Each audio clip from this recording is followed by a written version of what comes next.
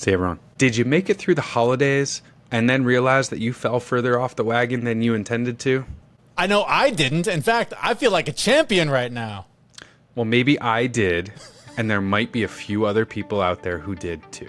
Today, we'll talk about how the struggle you've been through is just the beginning of an incredible comeback story. But first, this is the Fit Mess, where together we learn to develop habits that help us live beyond our mental health struggles to create happier, healthier lives. He's Zach. He lives in the future with his anxiety. He's Jeremy, and he lives in the past with his depression. And we get together once a week in the present to share the obstacles we face and how we overcome them. Happy to see you again after like 10 months. It's been a minute. Yeah, we have not recorded an actual episode together for, I think, nearly 2 months. And it's been 2 months. It's been a hot 2 months, that's for sure. So as the clip alluded to, the tables have turned a little. You're struggling a bit. Things have sort of turned around for me. That happened for me largely after hitting a pretty hard rock bottom that we'll talk about. But I want to start with you because you're in the struggle. You're in the thick of it. What's going on with you right now? Of course I am. I have gotten out of my routine so harshly that it's having impacts throughout my entire life. My whole mental health is screwed up because I'm not doing the things that we talk about week in and week out on this show, and I've gone 2 months without doing them, and now I'm feeling the pain from them.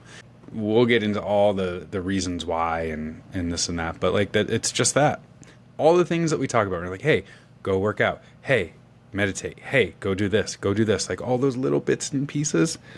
Yeah, they haven't been there for like 2 months, and man, life sucks right now. So what happened? How did the whole thing start to unravel? So it started with a trip to Disney. Hey, everyone would be like, hey, that sounds like a good thing. Yeah, that would usually turn people around and put them in a good place and have them feeling good about themselves. Now, I go to Disney a lot, and under normal circumstances, it's not a big deal because I work out. I go to Disney, I walk, 16 miles a day. Then I go home and I go right back to the gym and we're good. Everything's golden. Right. In this case, though, I went to Disney. I walked a whole bunch of miles and did a normal Disney trip. And then I came home, went to the gym once, and then got on a plane and had to go to Ireland for work. While I was in Ireland, I didn't sleep well. I normally go over there and like power through the first day, and I'm really tired. And the next day I acclimate to the time zone and I'm good to go. This time, though, I got over there. I fell asleep at like 9 o'clock every night, woke up at 10, 11, and then was up all night. So for the whole week, I didn't sleep. So the times I was going to work out were actually the times that I fell asleep and got the only sleep I got for that day. Mm-hmm. So a week at Disney, no working out. One workout in between. A week in Ireland, not sleeping, working, having a couple of drinks here and there. Holiday party, not working out. And then flying home, and I got home and I was just exhausted. Absolutely destroyed. My trip home, I went to a Christmas party Friday night for work in Ireland. Got back to my hotel room at like 1:30, 2 o'clock. Kind of laid down for a few minutes, and then my car picked me up to drive me to the airport. And then I flew for like 9 hours to Newark, and then I was in Newark for a whole bunch of hours. All in, I was up for like 32 hours, something like that. Now everyone's probably thinking, okay, well, you're home. Get back into the grind of things. Nope. Then I got sick, so I couldn't go to the gym. Then Christmas hit, and that was the kind of like I fit in like a whole bunch of workouts like in between here and there. But like for the 2 months between going to Disney and then Christmas and then the first week of January, like I was Christmas, then I was sick again. I'm still sick. Like I still have a cough, and you probably hear me do a little, like there's stuff in my nose still. So when I go to, I can't, and I've had such a hard time getting up in the morning. So when my alarm goes off at 4:30, I turn it off right back to bed because my lungs are full of phlegm. I can't do anything. So in the last 2 months, I've probably worked out like maybe 6 or 8 times, maybe. And I've been sick, and it's been the holidays, and I've ate like crap. My normal eating like crap, but I'm not working out. So all of a sudden, like I feel bloated and like all these things. So all of those bits, and I'm just off of my routine. Like I'm waking up at 7:30 every day, as opposed to 4:30. Yeah. So I'm completely off my routine. My meditation schedule is in the chutes because, as we all know, From 4:30 to 7:30 is when I take care of me. Yeah. So when I wake up at 7:30 and I have to just jump on my first call and slam my coffee down, well, now I feel like Jeremy. And I don't like this. It's kind of bullshit, man. Oh, that's funny. So, I want to dive into this more because I'm not even going to say I've made a realization, but I've just made changes in my life that amplify what you're talking about here. But the lack of working out, to me, I think, and obviously sleep plays a factor in this too, and sickness and all that, but the working out, oh my God, what a foundational piece of all of this when it comes to feeling good, right? Mental health, all of the stuff. Absolutely. It's so huge. I literally posted on Threads the other day something about how I'm now like 10 weeks into this routine that I started with my coach. He basically pointed me in a direction and said, go. And so I've been going for 10 weeks solid. I fell behind, but I would catch up. I'm on pace. That has led to making time to do regular cold plunging. Not just when I feel like it, but like it's on the schedule. I go, and then I go even more when I want to. All these little things that have happened have made me feel so much better. I have not had like a severe depressive episode in 10 weeks. Like they'll come and go for like hours here and there, where any one of them in the past would have been day, 2 days, 3 days. Mm-hmm. And I can point all of it to the fact that I go and throw heavy things around in the gym for an hour or more, at least 3 times a week. In addition to that, 1 day of yoga and another day of some long, extensive walking, whether it's a hike or something. But that physical movement all started because I hit a rock bottom. Like I had a change at work that was very stressful. I freaked out. And I just was like, if I'm going to ask for help, I'm going to ask for help in every aspect of my life. I need a new job. I need to take better care of myself. And so I reached out to the people that I knew could help me. And man, that rock bottom, that having my back against the wall, being stuck in the corner, I came out fighting, and I have not felt this good in I don't even know how long. And we've talked about this before, where we'll have someone on, I'll get motivated, I'll do the workout for a couple of months, and I'm feeling good and things are awesome, but then something will happen, like what you're going through now. Fall off the rails, you feel like crap, and it's so hard to get back on it. So I can completely sympathize with the position that you're in, because I've been there 1,000 times. And I'm scared of getting there myself again, because I know how dark it is, and I know how hard it is to just go do it. But what do you think it's going to take to get you to do it? What do I think? Yeah. Honestly, 3 months ago, right, when we were having all these conversations, I was like, Jeremy, just go to the gym. Mm-hmm. Just go to the gym. It's easy. Yeah. Just go do the things. Yep. It's not a problem, right? For all of the mental health struggles that I have lived throughout my entire life, and know the pain and suffering and how difficult it is to like get off your ass and do something about it. Mm-hmm. Like I kind of feel a little bad. Not a lot, but a little bad. But enough that you can that I've been just like, Jeremy, just go do the thing, man. Right. It's fucking easy. Right. For as much discipline and routine that I have with going to the gym and knowing how important it is, like, I'd say the last week, if I had pushed myself, I could have gotten there. Mm-hmm. I could have done it. But you're not uncomfortable enough yet. And I haven't. So, and I do know that, like, I'm waking up in the morning, I'm still, like, coughing, and I'm still, like, full of phlegm, like, when I wake up. And I don't like working out in the afternoon. And just with my job, like, I'm just mentally exhausted by 4 or 5. Yeah. Whether I've gone to the gym or not. So, like, my willpower's gone. Mm-hmm. I won't go. So I know I need to do it in the morning, and I'm finding all these excuses not to go. Like, my foot hurts and like this. So last night I was like, I'm going to do it. I'm going to get up. There's no reason. I tell Jeremy to do this all the time. I know I can do it. I'm going to get up. I'm going to go to the gym. We're going to make it work. I'm going to go to the 6:30 class and get up at 5:45 instead of 4:30 to give myself a little breathing room. And you know what happened? The alarm went off this morning, and I got up, shut it off, and I went right back to bed. And I skipped it again. But dude, you are sick. Like, you're on the end of it. You're feeling a little better, but you're still sick. Your body needs... Yeah. You're right. I am physically sick. I thought Yeah. you were referring to my mind. Well, that's obvious. We don't need to spend a whole hour on that, but there is something to be said. My coach was talking to me about this when we first started working together a couple months ago, and he was saying, like, when it comes to training, dude, there are seasons in training, and there are going to be seasons when you just don't do it, either because you just mentally need a break, you physically need a break, you're sick. That's the season you're in right now. So, I mean, to me, this is the message that I think you would normally be telling me is give yourself some compassion, understand that you're sick, get through this, do what you can, but know that when this passes, it's time to get to work. I know, but this is the weird part. Like, I have been, like, had this form of sickness now for, like, 3 weeks. Yeah. My girlfriend had it before me. Well, now we know where you got it. Yes, that is clear. However, like, she had it for, like, 2 weeks before I got it. She's still coughing a little. My daughter got it. It's gone on for, like, 3 weeks with her. She still sounds like a big phlegm ball. My ex-wife now has it, and she's like, I've been coughing for a week. So, like, I'm sitting here, like, going, I'm getting old. My immune system sucks. Why is this taking so long? It's literally lasting this long with everyone. So my it's not 8-year-old, like my 8-year-old has had it for a month, and she's still coughing like a lot. I mean, she's fine, but otherwise just this awful cough that just follows her around. Yeah, and the couple of times that I did go to the gym, like, as soon as I was done with the workout, the cough felt better. The phlegm was lower. So I know I could literally go sweat this out. Yeah. Yet the alarm is going off, and I've been out of my routine.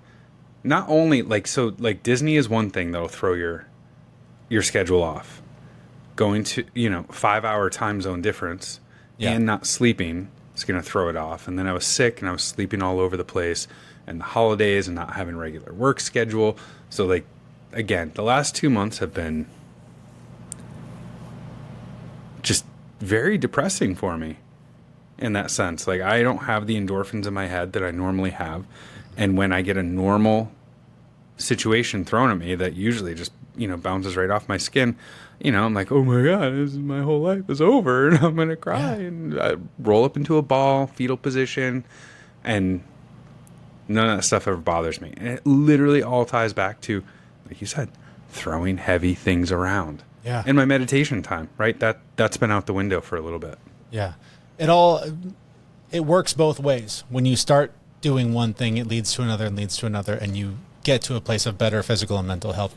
When you stop doing them one at a time, it's the same thing. It just cascades, and all of a sudden you find yourself just feeling like crap. And it was just so funny. Like, so this post that I made the other day, like, it was basically like, hey, everyone, I'm figuring out that by, taking care of myself, I'm starting to develop some confidence and a little bit of love for myself. This is kind of weird. I've been saying that on this show for years. But, like, actually committing to it, having a plan that makes sense, having something that I can stick to, I'm feeling it. I'm living it. I'm doing it. And I know I've done it before, and the trick is to just to stick with it. And all of this brings up something I saw on, I think it was social media the other day. Andrew Huberman, even though I always want to call him Alex Huberman, he was talking about this part of your brain that strengthens and grows when you do hard things.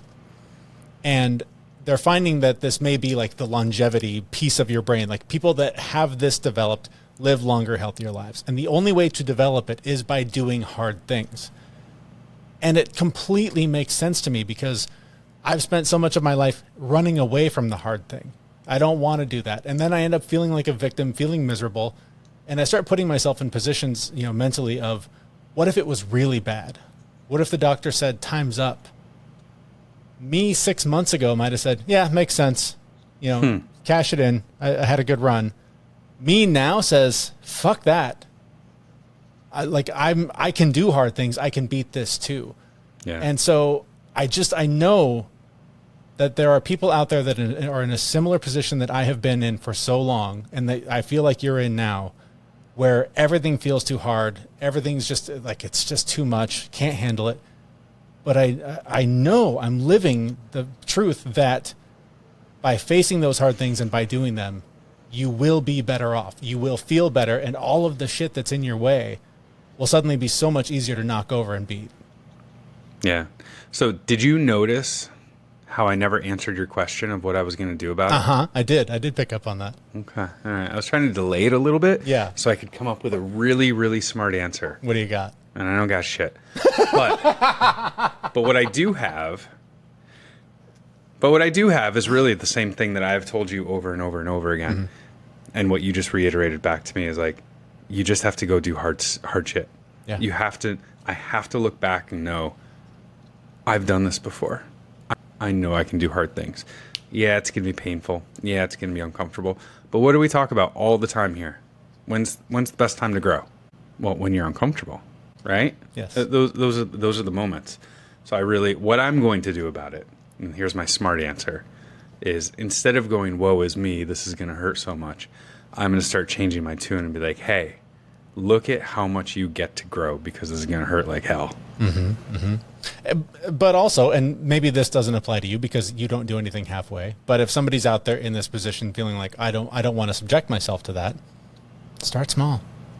Mm-hmm. Like if it is going to the gym, it doesn't have to be 1,000,000 pounds. It can be whatever you can lift. You don't have to be sore. You don't have to walk out of there unable to walk on your legs. Like, just go do something. Just show up for yourself and see how much better you can do tomorrow. I was texting with one of my buddies who goes to my gym, and I was like, are you going to come back to the gym at all? And he's like, yeah, I'm going to try for 1 day a week. And I texted back, and I was like, oh, okay. I'm going to try for 6 days a week. Sounds like you. To get back in. And he basically responded, he's like, and that's why you're going to fail, dick. Yeah, yeah.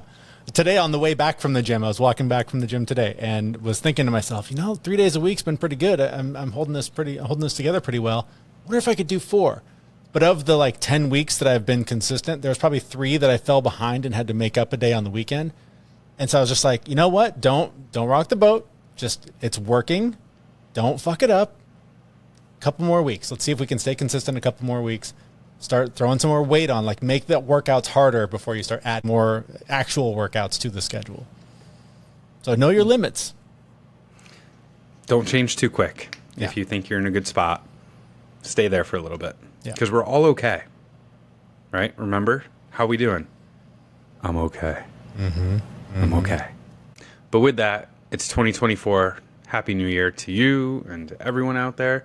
If you've wondered where we've been for the last 2 months, now you know why. It's all me. I couldn't commit to a time to record anything because I was just out there dangling in the breeze. In your defense, it was also all me because I was losing my job, freaking out, panicking, not knowing what to do. And I was like, podcast? Who's got time for that? So we both are very much to blame. And for those of you that maybe didn't notice, there's been a lot of reruns lately. So if you're wondering what the hell are you talking about, I've listened every week. There's been a few reruns. You may or may not have noticed.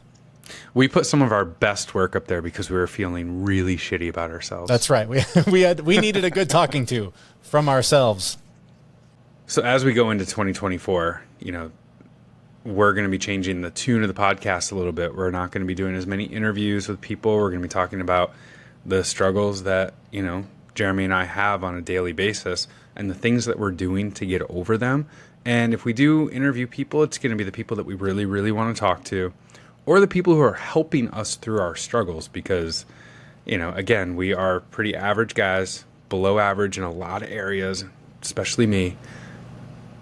And we're just trying to get through life here. And we really want to make sure that everyone hears our stories and hears what we're going through. And maybe you'll resonate. Maybe you'll hear a tool. Maybe you'll hear something that we're doing that'll help you out. So we are back. 2024, we're going to be recording. And it's going to be a lot more of what Jeremy and I are going through to make this the best life possible for us. So the next time we talk, I have no excuses. Everyone listening is holding me accountable to get my ass back to the gym. And we would like to offer that accountability for you as well. So you can always reach out to us for help, for advice, for whatever tips you may need. You can do that through our email at info@thefitmess.com. But that is going to do it for this week. If you did enjoy this or got anything out of it at all, it would mean the world to us if you would share this with someone who could benefit from what we've talked about here. We'd love to be able to help as many people as possible, and you are the key to making that happen. So hit that share button today and come back next week to thefitmess.com, and that's where you'll find a brand new episode from us. Thanks so much for listening. We know this podcast is amazing and doesn't seem to lack anything, but we need a legal disclaimer. Prior to implementing anything discussed in this podcast, it is your responsibility to conduct your own research and consult your physician. You should assume that Jeremy and Zach don't know what they're talking about, and they're not liable for any physical or emotional issues that occur directly or indirectly from listening to this podcast.